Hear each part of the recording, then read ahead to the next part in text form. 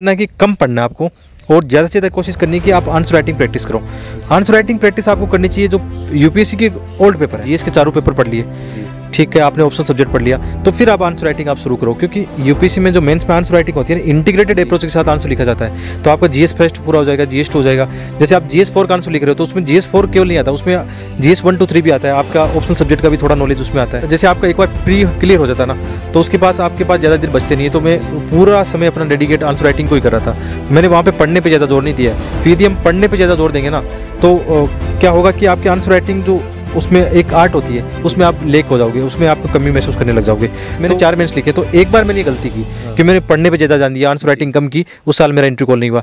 3 interview call में ऐसा हुआ कि मैंने कम पढ़ाई की, आंसर राइटिंग ज़्यादा की, तो उसका परिणाम ये था कि यार आपके अच्छे मार्क्स हैं। जैसे इस साल 2020 में एक क्वेश्चन आया था लो इस्पात का, तो वहाँ पे वर्ल्ड मैप बना के आपको लो इस्पात वाले वो दिखाने चाहिए थे कहाँ कहाँ ये ट्रेंड देख रहा है। आपको केस स्टडी उसमें आनी चाहिए कि आप जो भी लो इस्पात की बता रहे हो उसके अंदर आपने केस स्टडी डाल दी, केस स्टडी बता दिया आपने, और एग्जाम्पल बहुत अच्छे से कोट कर दिए। इकोनॉमिक्स का जब आ रहा है, आपको क्या करना होगा, दिसंबर तक आप अपनी मेंस की पूरी आंसर राइटिंग या स्ट्रेटेजी या नोट्स बनाने का काम कर लो। जनवरी फरवरी में उसको रिवाइज कर लो, और लास्ट में 2-3 महीने जब बचते हैं तो प्री को फोकस करके पढ़ा जा सकता है। दोस्तों, आशा करते हैं कि ये वीडियो पसंद है। अगर वीडियो पसंद है प्लीज़ वीडियो को लाइक करें, हमारे यूट्यूब चैनल को सब्सक्राइब करें। हेलो दोस्तों, आप सभी को नमस्कार, और आप सभी दोस्तों को हमारे यूट्यूब चैनल पर स्वागत है। और जैसा कि आप देख रहे हैं हमारे साथ धर्मेंद्र जी सर हैं। तो आज हम इस वीडियो में कवर करने वाले हैं कि अगर आपने प्रीलिम्स क्लियर कर लिया है उसके बाद में मेंस की प्रिपरेशन कैसे करें। सर नमस्ते, कैसे हो? बिल्कुल नमस्कार, और सभी दर्शकों को मैं यूपीएससी की जर्नी की शुभकामनाएं देना चाहता हूं। और आपको भी बहुत बहुत धन्यवाद कि आपने अपने प्लेटफॉर्म पे मुझे एक मौका दिया है न्यू एस्पिरेंट से जुड़ने का। तो इस पर हम खुल के चर्चा कर सकते हैं कि जैसे सबसे पहले तो आपका ये होना चाहिए कि जैसे आप अभी तैयारी कर रहे हो, न्यू फेज में न्यू एस्पिरेंट हो आप, है ना, तो अपनी मेंस की तैयारी पहले से कर लो ना, प्री से पहले ऐसी तैयारी कर लो, अपने नोट्स वगैरह बना लो। सबसे इंपॉर्टेंट चीज़ होता है नोट्स बनाना। यदि आप प्री दे रहे हो, आपका प्री हो गया, आपके पास नोट्स नहीं है, तो थोड़ा सा ये हो सकता है कि आपके मार्क्स उतने अच्छे नहीं आ सकते, क्योंकि आपने नोट्स तैयार नहीं किए। फिर आपको जैसे आपने बताया कि 90 दिन मिलते हैं, तो 90 दिन में ये होता है कि फिर आप नोट्स बनाओगे या आंसर राइटिंग करोगे, ये इसका फ़र्क पड़ता है। तो मेरा सबसे बड़ा सुझाव आपके लिए होगा कि आप कोशिश करो कि आपका प्री से पहले आपका सिलेबस कंप्लीट होके आप नोट्स आपने बना लिए हो। बाद में बात आती है कि जैसे आपका प्री आपने दे दिया है, प्री पास भी कर लिया आपने, लेकिन आप उस फेज में हो कि आपके पास नोट्स नहीं है। तो अब जो आपने अभी बताया 80 से 90 दिन है, उसमें क्या करना चाहिए? तो उसमें कोशिश करना है कि कम पढ़ना है आपको, और ज़्यादा से ज़्यादा कोशिश करनी है कि आप आंसर राइटिंग प्रैक्टिस करो। आंसर राइटिंग प्रैक्टिस आपको करनी चाहिए जो यूपीएससी के ओल्ड पेपर है। हेलो दोस्तों, जैसा कि आपको पता है कि यूपीएससी 2020 का रिजल्ट आ चुका है, और रिजल्ट इस बार बेहद ही शानदार रहा। अनअकैडमी के थ्रू टॉप 20 में 7 लर्नर्स का सिलेक्शन हुआ है, जिसमें 2nd रैंकर जागृति अवस्थी और 9th रैंकर अपाला मिश्रा जो अनअकैडमी की लर्नर्स रह चुकी है। यदि दोस्तों आप भी यूपीएससी की तैयारी करना चाहते हैं तो आज ही अनअकैडमी का सब्सक्रिप्शन लीजिए। दोस्तों, अगर आपका ऑप्शनल सब्जेक्ट बहुत ही वीक है, आप चाहते हैं कि मुझे ऑप्शनल सब्जेक्ट मजबूत कर देना चाहिए, तो इसके लिए अनअकैडमी लेकर आया है ऑप्शनल कर्विनेल, जो 21 को स्टार्ट होने जा रहा है। दोस्तों, इसके माध्यम से आप अपना ऑप्शनल सब्जेक्ट मजबूत कर सकते हैं। इसके अलावा अनअकैडमी लेकर आया है न्यू बैच। यह बैच 20 यानी 20 अक्टूबर को स्टार्ट होने जा रहा है। लेकिन दोस्तों, अनअकैडमी आपके लिए हर वीक न्यू बैच लाता रहा है। यह बैच इंग्लिश और बाईलिंगुअल लैंग्वेज में है। अगर आप 1 साल का कोर्स लेते हैं तो आपकी लर्नर्स जर्नी 7+2+3 मंथ की हो जाती है। अगर आप 2 साल का कोर्स लेते हैं तो आपकी लर्नर्स जर्नी 2 साल की हो जाती है। इस बैच में आपको मिलता है जीएस और ऑप्शनल का सारा सिलेबस। इंडिया की सबसे टॉप फैकल्टी आपको हिंदी और इंग्लिश लैंग्वेज में पढ़ाएगी। 100% unique test reading full length plus sectional test. इसके अलावा आपको 20 टेक्स्ट बुक्स मिलेगी जो यूपीएससी के एक्सपर्ट द्वारा लिखी होती है, जिसमें यूपीएससी का सारा सिलेबस कवर हो जाता है। इसके अलावा आप चाहते हैं कि मुझे आंसर राइटिंग प्रैक्टिस और आंसर राइटिंग इंप्रूव करना है, और साथ ही साथ आप चाहते हैं कि मुझे डाउट्स भी क्लियर कर दें, तो इसमें शामिल है। साथ ही साथ आप अपने करंट अफेयर्स सिंप्लीफाइड कोर्स और आर्टिकुलेट मैगजीन भी इसमें शामिल है। इसके अलावा दोस्तों, अनअकैडमी लेकर आया है 1 subscription to crack it all, जिसमें आपको मिलता है 25% ऑफ। साथ ही साथ अगर आप 10% एक्स्ट्रा डिस्काउंट पाना चाहते हैं तो आप हमारा कोड SVU इस्तेमाल करना ना भूलें। यह ऑफ़र 20 तक ही सीमित है, तो आज ही सब्सक्रिप्शन लीजिए। इसके अलावा दोस्तों, ओलंपिक की सहायता से आप अपने पर्सनल कोचिंग के माध्यम से अपने डाउट्स क्लियर कर सकते हैं और अपनी जर्नी को बहुत ही आसान बना सकते हैं। इसके अलावा आप एक बहुत ही नॉर्मल फैमिली से बिलोंग करते हैं, आप चाहते हैं कि मैं एक साथ पे नहीं कर पाता हूँ, इसके लिए अनअकैडमी लेकर आया है लोन फॉर UPSC, जिसका इंट्रेंस रेट 0 है और कोई भी हिडन चार्जेस नहीं है। तो दोस्तों, अगर आप चाहते हैं मुझे 10% और डिस्काउंट पाना चाहते हैं तो आप मेरा कोड SVU इस्तेमाल करना ना भूलें। इन सारे कोर्सेज में इनरोल होने के लिए डिस्क्रिप्शन में दिए गए लिंक पर जा सकते हैं और आज ही सब्सक्रिप्शन लें और अपनी पढ़ाई को नए आगाम दें।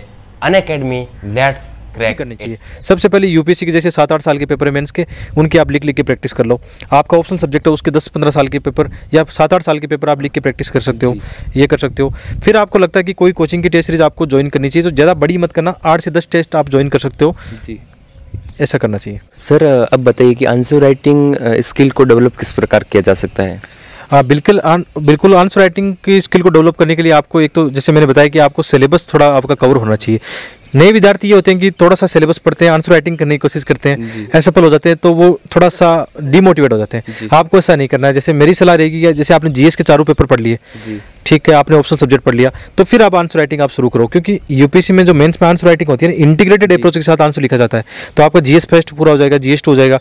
जैसे आप GS 4 का आंसर लिख रहे हो तो उसमें GS 4 केवल नहीं आता, उसमें GS 1, 2, 3 भी आता है, आपका ऑप्शनल सब्जेक्ट का भी थोड़ा नॉलेज उसमें आता है। तो इंटीग्रेटेड अप्रोच करने के लिए आपको क्या करना होगा, अपने सिलेबस को एक बार कवर करना होगा और उसके बाद में आंसर राइटिंग करें, यानी 4-5-6 महीने एक बार पढ़ाई करें, उसके बाद में आंसर राइटिंग करें, तो ये एक अच्छी अप्रोच रहती है। एक अप्रोच ये होती है कि जैसे आपका प्रीलिम्स पास हो गया, आपके पास 60 से 70 दिन बचे हैं, तो आप ये कर सकते हो, जैसे कुछ कोचिंग के आपने टेस्ट सीरीज उठा ली और UPSC प्रीवियस ईयर के क्वेश्चन उठाए और उनको लिखने का अच्छा अभ्यास किया, तो ये आप काम कर सकते हो। तो आंसर राइटिंग प्रैक्टिस मेंस के लिए तो बहुत इंपॉर्टेंट चीज़ होती है। जैसे मेरा 3 बार इंटरव्यू कॉल हुआ, तो मैं मानता हूँ कि आंसर राइटिंग का ही इसका परिणाम था कि मैंने कुछ टेस्ट सीरीज मार्केट से उठा के उनको लिखने का प्रयास किया, तो उससे मुझे बहुत लाभ हुआ। जी सर, आप इसमें कितना टाइम देते थे आंसर राइटिंग के दौरान? जी बिल्कुल, जैसे आपका एक बार प्री क्लियर हो जाता ना, तो उसके पास आपके पास ज़्यादा दिन बचते नहीं है, तो मैं पूरा समय अपना डेडिकेट आंसर राइटिंग को ही कर रहा था। मैंने वहाँ पे पढ़ने पे ज़्यादा जोर नहीं दिया है, क्योंकि यदि हम पढ़ने पे ज़्यादा जोर देंगे ना, तो क्या होगा कि आपकी आंसर राइटिंग जो उसमें एक आर्ट होती है, उसमें आप लेक हो जाओगे, उसमें आपको कमी महसूस करने लग जाओगे। तो जैसे मैंने 4 मेंस लिखे, तो एक बार मैंने ये गलती की कि मैंने पढ़ने पे ज़्यादा ध्यान दिया, आंसर राइटिंग कम की, उस साल मेरा इंटरव्यू कॉल नहीं हुआ।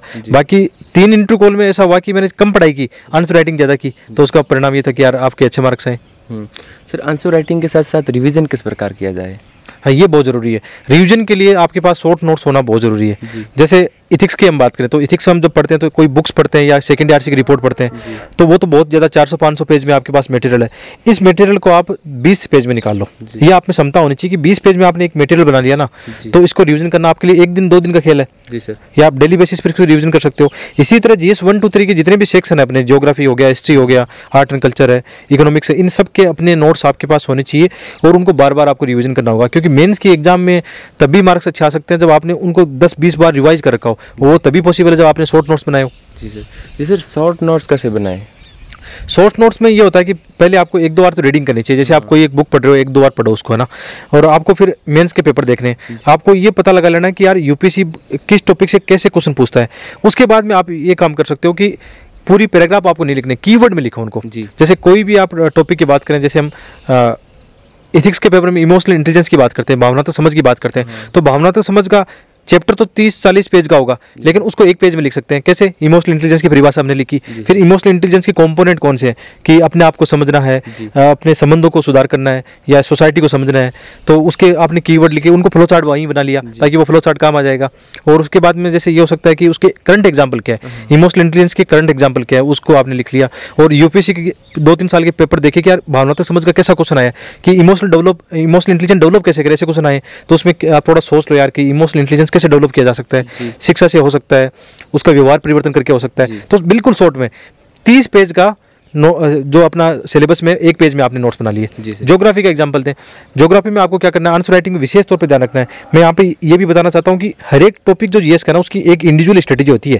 जैसे ज्योग्राफी का आप कोई भी क्वेश्चन करोगे ना अटेम्प्ट, उसमें आपको वर्ल्ड का इंडिया का मैप बनाना आना चाहिए। जैसे इस साल 2020 में एक क्वेश्चन आया था लो इस्पात का, तो वहाँ पे वर्ल्ड मैप बना के आपको लो इस्पात वाले वो दिखाने चाहिए थे कहाँ कहाँ ये ट्रेंड देख रहा है।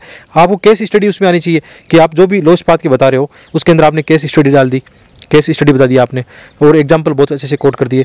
इकोनॉमिक्स का जब आ रहा है तो इकोनॉमिक्स में आपके पास डाटा होने चाहिए, इकोनॉमिक सर्वे के डाटा होने चाहिए, तो उनको आप पहले से तैयार रखो। जब प्री की तैयारी कर रहे हो, इकोनॉमिक सर्वे बजट पढ़ रहे हो, तो ये डाटा पहले से तैयार कर लो ताकि मेंस के एग्जाम में इंट्रोडक्शन पार्ट में डाटा लिखो।